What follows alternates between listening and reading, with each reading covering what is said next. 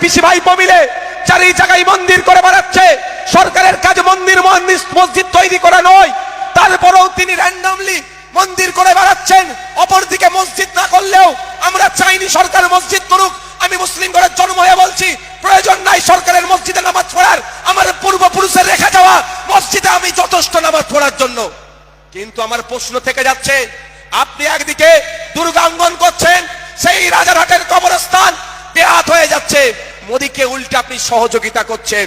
আপনার কাছ থেকে অন্তত এটা আশা করেছিলাম, আপনি মহাকাল মন্দির বানাচ্ছেন, আপনি দীঘাতে জগন্নাথ ধাম বানাচ্ছেন, আপনি আপনার দুর্গাঙ্গন করছেন, সাথে সাথে অন্তত নতুন না বানালো মন্দির, মসজিদ না বানালো, মসজিদের দরকার আছে ভাই?